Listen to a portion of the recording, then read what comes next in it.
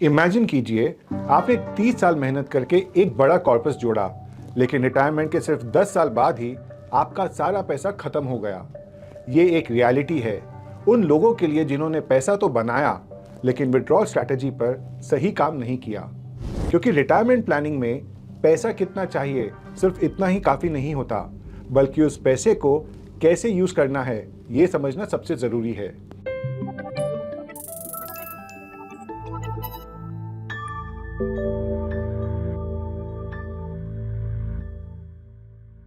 Hello and welcome to ET money Hindi. अगर आपके मन में भी यही सवाल है कि आपके रिटायरमेंट कॉर्पस को स्मार्टली कैसे यूज किया जाए, तो ये वीडियो आपके लिए बहुत यूजफुल होने वाला है। और आपकी हेल्प करने के लिए हमने एक एक्सेल शीट भी तैयार की है जिसे आप अपनी रिटायरमेंट स्ट्रेटेजी खुद डिजाइन कर सकते हो। इस शीट को स्टेप बाय स्टेप कैसे यूज करना है ये भी मैं आपको वीडियो में आगे दिखाऊंगा, इसलिए वीडियो एंड तक आप जरूर देखिए। हालांकि इस टॉपिक पर हमने एक और वीडियो पहले भी बनाई है जहां हमने रिटायरमेंट विड्रॉल के बेसिक्स को समझाया था। आप वो वीडियो भी देख सकते हो, उस वीडियो का लिंक आपको डिस्क्रिप्शन बॉक्स में मिल जाएगा। लेकिन आज हम एक कदम आगे बढ़ने वाले हैं। हम उन एक्स्ट्रा ऑप्शंस की बात करेंगे जो आपके रिटायरमेंट को सही मायनों में बुलेट प्रूफ बना देगी। हम यहाँ बात कर रहे हैं रिटायरमेंट बकेट स्ट्रैटेजी के बारे में। ये कैसे काम करता है और आप इसे कैसे अपने लिए बनाओगे, ये सब हम आज के वीडियो में समझने वाले हैं। तो चलिए पहले समझते हैं कि रिटायरमेंट बकेट स्ट्रैटेजी क्या होती है। तो इस स्ट्रैटेजी में आप अपने कॉर्पस को 3 हिस्सों में डिवाइड कर देते हैं based on your short term, medium term and long term requirement. पहला बकेट है फाउंडेशन बकेट। ये आपके अगले 4 साल के खर्चों के लिए है। इसे सेविंग्स अकाउंट, आर्बिट्राज फंड्स या इक्विटी सेविंग फंड्स जैसी कैटेगरीज में आप रख सकते हैं। इसके अलावा अगर आपकी पेंशन आ रही है या कोई रेंटल इनकम भी आ रही है तो वो भी आप अपनी इसी बकेट में कंसिडर कर सकते हो। इस बकेट का मेन ऑब्जेक्टिव है कि अगले 4 साल के लिए आपके पास इनफ कॉर्पस होना चाहिए। यानी अगर मार्केट गिरता भी है तो इस बकेट में आपका 4 साल का खर्चा एकदम सेफ है। बकेट 2 है स्टेबिलिटी बकेट। अब बकेट 2 में आप अपने वो खर्चों के लिए पैसा रखोगे जो आपको 5 से 8 साल तक के लिए चाहिए। इस बकेट का पैसा आप बैलेंस एडवांटेज फंड्स या कंजर्वेटिव हाइब्रिड फंड में रख सकते हो ताकि ये पैसा ग्रो होता रहे। इस बकेट का काम है बकेट 1 को रिफिल करते रहना और आपके पोर्टफोलियो को एक स्टेबिलिटी देना। बकेट 3 है आपके लिए एक ग्रोथ इंजन। अब इस बकेट में आपका जो भी पैसा बचा हुआ है वो यहाँ जाएगा। ये बकेट आपकी इस स्ट्रैटेजी के लिए ग्रोथ इंजन का काम करेंगी। इस बकेट को आप प्योर इक्विटी फंड्स में भी इन्वेस्ट कर सकते हो और अगर आपको इक्विटी की जगह बाकी एसेट में भी इन्वेस्ट करना है तो मल्टी एसेट एलोकेशन फंड भी देख सकते हो। ये वो पैसा है जिनकी जरूरत आपको तुरंत नहीं होगी, इसीलिए ये आराम से ग्रो होता रहेगा। अब बात करते हैं कि एक्चुअली ये बकेट हम बना क्यों रहे हैं। तो इसका सबसे बड़ा मकसद है पीस ऑफ माइंड। अगर आप सिर्फ डेट में इन्वेस्ट करते हो तो आपको 5% से 7% के रिटर्न्स मिलते हैं। इससे आपका रिटायरमेंट कॉर्पस जल्दी खत्म होने का डर होता है। अगर आप इक्विटी में ज्यादा इन्वेस्ट करते हो फॉर हाई रिटर्न्स तो वहां भी प्रॉब्लम है। जब मार्केट गिरता है और आप सिर्फ इक्विटी से पैसा निकालते रहते हो तो आपका कॉर्पस बहुत जल्दी खत्म हो सकता है। इसको एक रियलिस्टिक एग्जाम्पल से समझते हैं।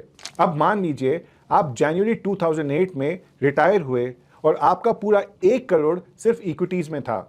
2008 में मार्केट 52.48% क्रैश हुआ। तब आपका कॉर्पस उस समय आधा ही रह गया। क्योंकि आप हर महीने इस गिरते मार्केट से पैसा निकाल रहे थे तो यहां कॉर्पस को रिकवर होने का समय ही नहीं मिला।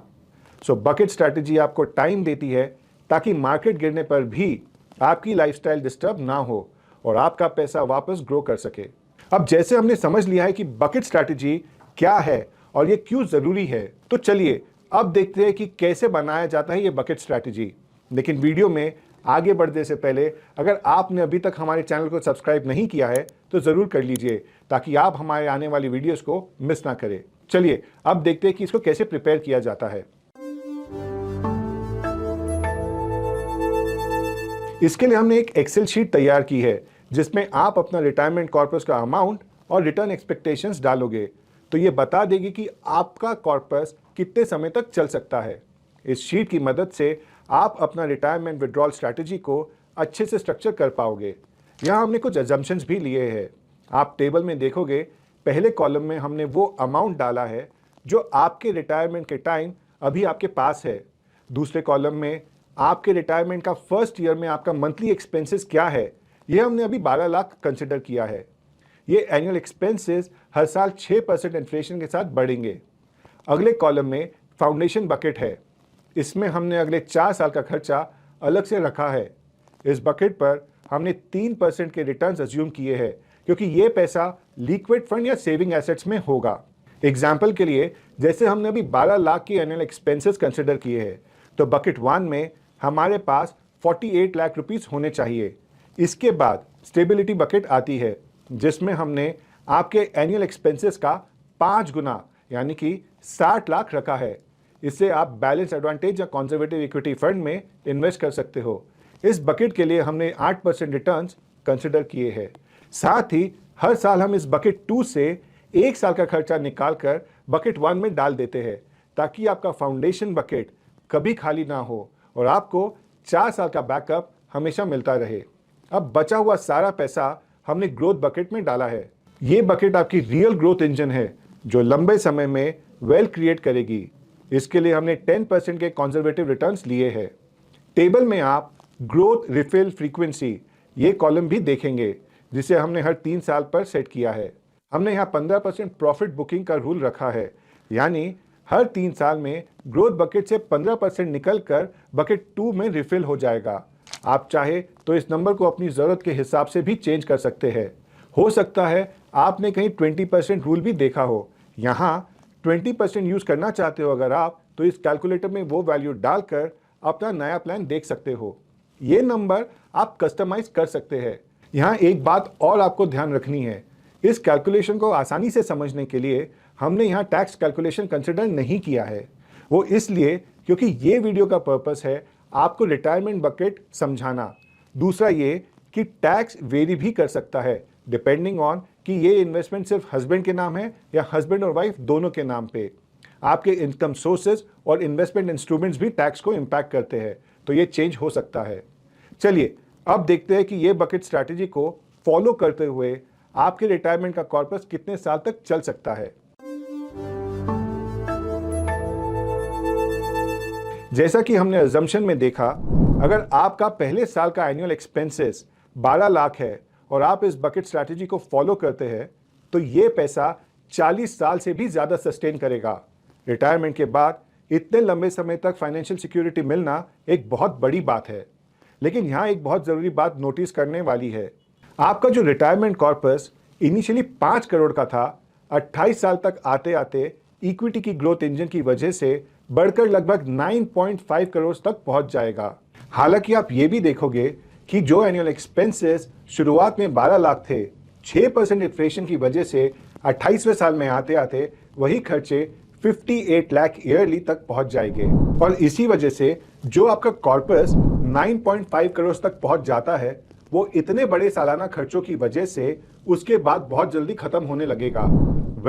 अगर आप अपने लिए भी बकेट स्ट्रैटेजी प्लान करना चाहते हैं, तो हमने इस एक्सेल का लिंक आपको पिन कमेंट्स और डिस्क्रिप्शन दोनों में दिया हुआ है। आप वहां से डाउनलोड कर सकते हैं। अब हम इस वीडियो के फाइनल पार्ट पे आ गए हैं। हमने इस पूरी बकेट स्ट्रैटेजी में जो जरूरी बातें समझी है, चलिए एक बार उन की पॉइंट्स पर नजर डालते हैं। तो फर्स्ट, जो टेक अवे हमने बकेट स्ट्रैटेजी के साथ मिलता है, वो है मेंटल पीस। क्योंकि स्ट्रैटेजी का सबसे बड़ा फायदा यह है कि जब मार्केट में उथल पुथल होती है या कोई बड़ा क्रैश आता है, तो आपको पैनिक करने की जरूरत नहीं पड़ती। आपको पता होता है कि अगले 3 से 8 साल का खर्चा सेफ बकेट्स में है, इसीलिए आप मार्केट की वॉलेटिलिटी को आराम से झेल पाते हो। दूसरा, इस बकेट स्ट्रैटेजी में जो आपने थर्ड बकेट इक्विटी के लिए बनाई थी, उसको गो करने के लिए प्रॉपर समय मिलता है, और अगर कोई क्रैश होता है तो उस बकेट को रिकवर करने का समय भी मिल पाएगा। तीसरा, ये स्ट्रैटेजी ना सिर्फ आपके खर्चे पूरे करती है, बल्कि लॉन्ग टर्म में आपके कॉर्पस को इतना ग्रो कर देती है कि आप अपने बच्चों के लिए एक बहुत बड़ी लेगेसी छोड़कर भी जा सकते हो। सो ओवरऑल ये बकेट स्ट्रैटेजी किसी भी इन्वेस्टर के लिए बहुत हेल्पफुल होती है। फाइनली एक इंपॉर्टेंट बात, इंटरनेट पे आपको इस स्ट्रैटेजी के वेरिएशंस मिलेंगे। कोई 4 बकेट स्ट्रैटेजी यूज करता है, कोई कहेगा कि फर्स्ट बकेट में 2 से 3 साल का खर्चा रखे। हर इन्वेस्टर का फाइनेंशियल पोजीशन अलग अलग होता है, आप अपने हिसाब से चीजें मॉडिफाई कर सकते हैं। सो आज के लिए बस इतना ही। हम आपसे जल्दी मिलेंगे एक और इंसाइटफुल वीडियो के साथ। तब तक के लिए take care. Mutual fund investments are subject to market risks. Read all scheme related documents